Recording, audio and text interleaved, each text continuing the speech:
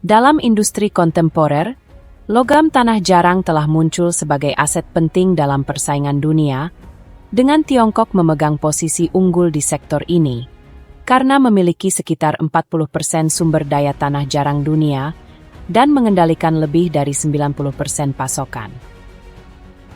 Baru-baru ini, peneliti Tiongkok telah membuat penemuan besar dari deposit biji tanah jarang yang besar di Himalaya, yang diperkirakan bernilai lebih dari 186 triliun rupiah, dengan cadangan melebihi 40 juta ton. Sementara penemuan ini tidak diragukan lagi merupakan kemajuan besar bagi Tiongkok, hal itu juga telah menarik minat langsung dari negara tetangga India, dan menginginkan Tiongkok terlibat dalam kolaborasi dengan India untuk ekstraksi sumber daya mineral ini. Meskipun dibingkai sebagai upaya kerjasama, niat yang mendasarinya tampaknya adalah keinginan Tiongkok untuk mengamankan setengah dari sumber daya untuk dirinya sendiri. Seperti yang kita semua tahu, unsur tanah jarang dikenal sebagai emas industri, penopang dasar bagi kemajuan ilmiah dan teknologi, dan juga peran penting dalam bidang militer. Sebagian besar endapan mineral tanah jarang yang diidentifikasi di Tiongkok ditemukan pada abad ke-20 dan memasuki abad ke-21, meskipun ada upaya besar dalam eksplorasi, jumlah sumber daya mineral tanah jarang yang baru ditemukan belum melampaui 100 ton.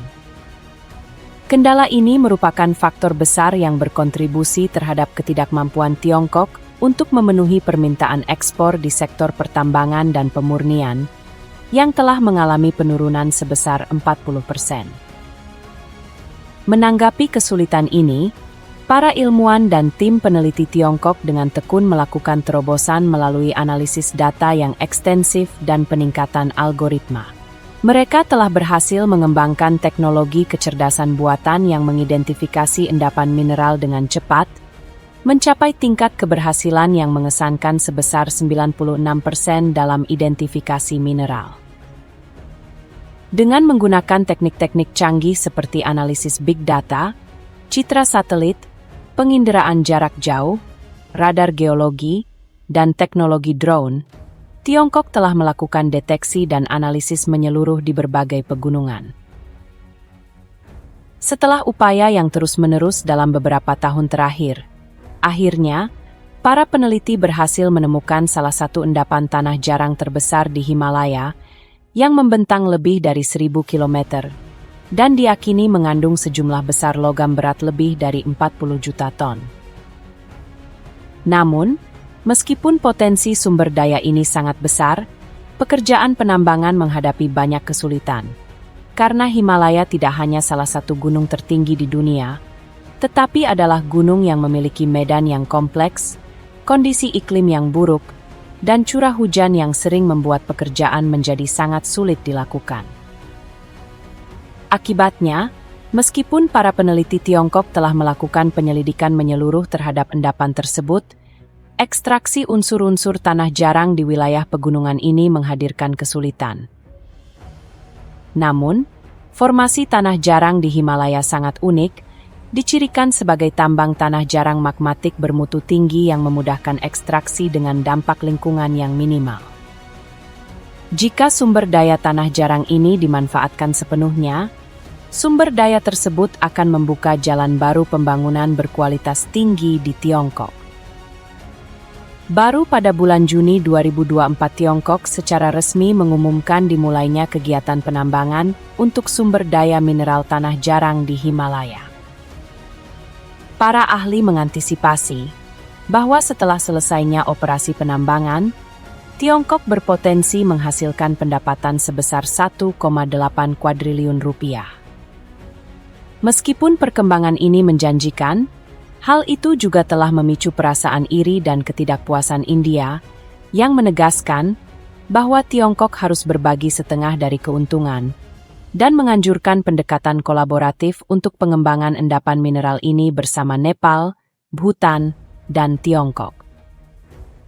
Alasan dibalik tuntutan India berasal dari fakta bahwa sebagian besar sumber daya tanah jarang yang terletak di Himalaya membentang di seluruh India, Nepal, dan wilayah perbatasan dengan Bhutan, sehingga memberi India kepentingan pribadi dalam kepemilikan sumber daya ini.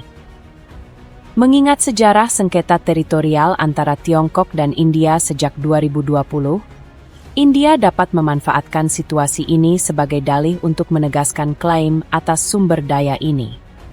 Lebih jauh, karena sumber daya tanah jarang terbatas, entitas yang memperoleh bagian yang lebih besar akan memperoleh keuntungan strategis yang cukup besar, yang mengakibatkan India harus memastikan agar tidak kehilangan kesempatan ini. Selama setahun terakhir, media India telah banyak melaporkan penemuan tersebut, mendesak perluasan klaim teritorial, dan menuntut agar Tiongkok mengakui kedaulatan dan kepentingan India.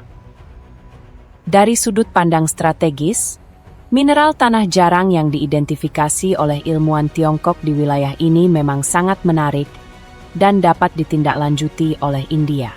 Pejabat India saat ini telah mengindikasikan bahwa pada tahun 2030 akan ada kebutuhan untuk 5.000 ton tanah jarang. Penting untuk dicatat bahwa India secara aktif berupaya memanfaatkan peluang ini untuk memperkuat hubungannya dengan Amerika Serikat dan menciptakan skenario konfrontasi bersama dengan Tiongkok. Negara tersebut telah menetapkan rencana ambisius untuk melipat gandakan aktivitas penambangan tanah jarangnya selama 10 tahun ke depan dan telah menandatangani perjanjian kerjasama dengan Amerika Serikat terkait unsur tanah jarang. Perjanjian ini dirancang untuk memperkuat posisi India di pasar tanah jarang dunia, sekaligus mengurangi ketergantungannya pada Tiongkok melalui kerjasama dengan Amerika Serikat.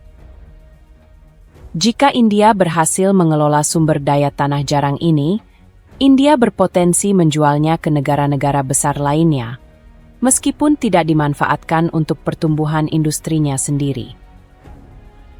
Saat ini, India dan Tiongkok telah memulai diskusi, dengan Nepal dan Bhutan juga berpartisipasi. Proses negosiasi kolaboratif ini menimbulkan kesulitan besar bagi Tiongkok, karena hanya dengan mengandalkan negosiasi dan pengembangan kerjasama akan merugikan Tiongkok. Dalam beberapa tahun terakhir, telah menjadi jelas bahwa India telah secara signifikan menembus lingkup politik Nepal dan Bhutan, dengan demikian meningkatkan pengaruhnya terhadap proses pengambilan keputusan di negara-negara ini. Secara historis, Tiongkok telah terlibat dalam berbagai inisiatif pembangunan jalan dan infrastruktur di Bhutan dan Nepal. Namun, upaya ini telah menghadapi kehancuran dan hambatan dari India. Situasi ini telah menyebabkan Tiongkok mengambil sikap hati-hati mengenai strategi India. Meskipun demikian, bahkan jika India memperoleh sumber daya tanah jarang ini, tetapi dipastikan mereka tidak memiliki kemampuan penambangan yang diperlukan. Kompleksitas penambangan di medan yang sulit dan kondisi iklim tidak bersahabat, dengan lokasi yang sulit, menimbulkan hambatan besar bagi pekerjaan penambangan.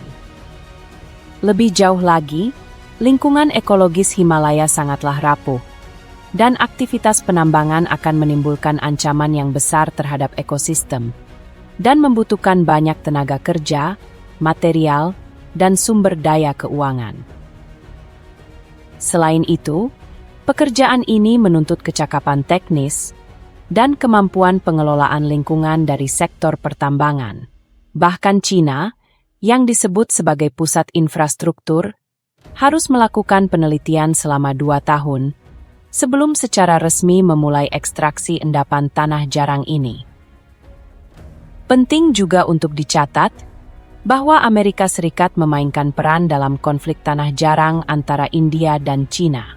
Sebagai negara adikuasa, Amerika Serikat sepenuhnya bergantung pada impor tanah jarang yang sebagian besar berasal dari China. Ketergantungan ini menempatkan Amerika Serikat dalam posisi yang genting di tengah meningkatnya ketegangan dengan China. Jika China memberlakukan pembatasan pada ekspor tanah jarang, pembangunan Amerika Serikat akan terhambat. Akibatnya, dalam beberapa tahun terakhir, Amerika Serikat telah secara aktif mengejar kemitraan dengan negara-negara lain untuk mengurangi ketergantungannya pada sumber daya tanah jarang Cina. Jadi menurut Anda, apakah Tiongkok akan berbagi sumber daya tanah jarang yang sangat besar ini dengan India?